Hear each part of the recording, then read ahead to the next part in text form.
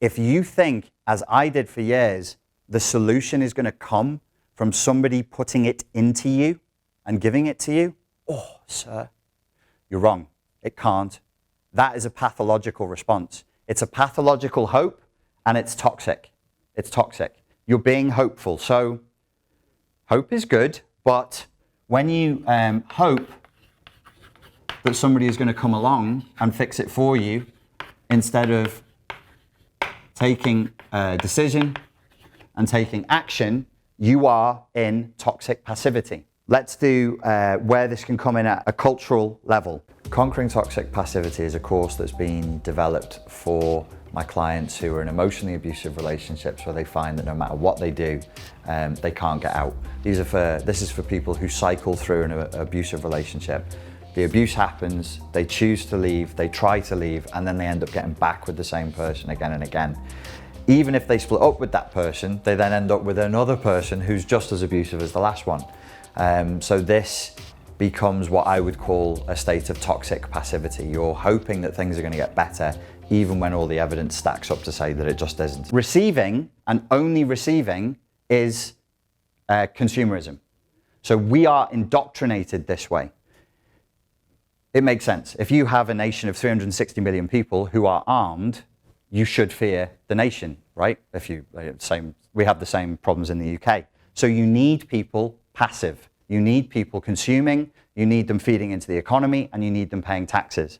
So what you do is you put ideology into them from an early age, through the TV, through media, through the education system.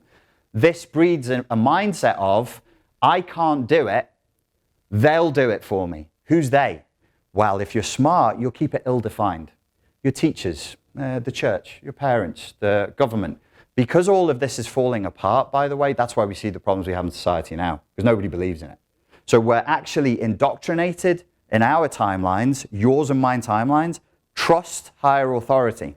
But we've reached an age where all higher authority has deteriorated. You'd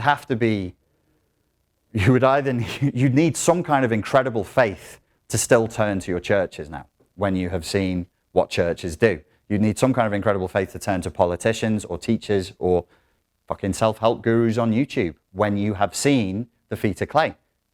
Nobody does. So where do you turn to when you've been trained into? So we've all been trained, just wait, help is on its way, don't you do it, somebody's going to do it for you. And then 30, 40 years later, oh, sorry about that, nobody's fucking coming. So everybody's panicking. Everybody's in a state of panic. If you think about the people who shaped the world, from the British Empire to the origins of America, do you think the people who shaped America, oh, we'll just wait, we'll just see. Now I'm not saying they're great guys. Some of them maybe were, some of them maybe weren't. It was a different time and a different mindset.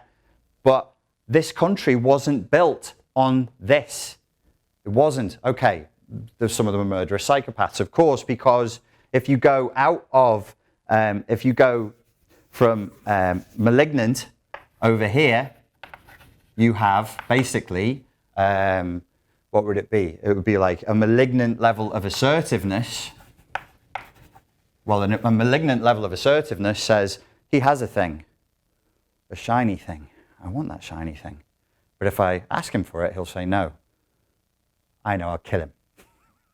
And then he can't say no. Codependent is a useful term, but it's not clinical. When we use a term to define a problem, we restrict the solutions we can have for the problem. So if I say your problem is codependency, then you'll go, oh, I just need to solve codependency.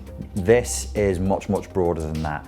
And I wanted to try and find a way of including the problems we're seeing at a societal level as well, which I think toxic passivity is a better term for it. And at a cultural and a national level, I think we've fallen into like an emotionally abusive pattern with our politicians, with our governments.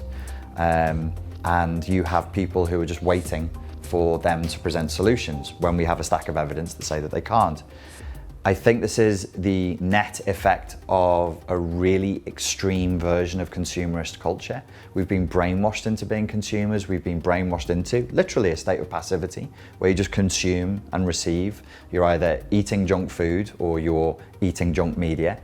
And it's bred in us a kind of entitlement, a lack of resilience, broad-scale narcissism now. Narcissism is going to become a meaningless term because due to social media and toxic passivity, everybody's a fucking narcissist now, so it doesn't really mean anything. Everybody's completely obsessed with themselves and the surface of what they can convey to the world. In that environment, abusive relationships flourish, and we've seen like this huge spike in the number of reports of people saying they're in emotionally abusive relationships. So the Conquering Toxic Passivity course is to help the individual break that cycle and break out of it. And my hope would be that maybe to present some kind of a solution for what we can do at a broader scale as well.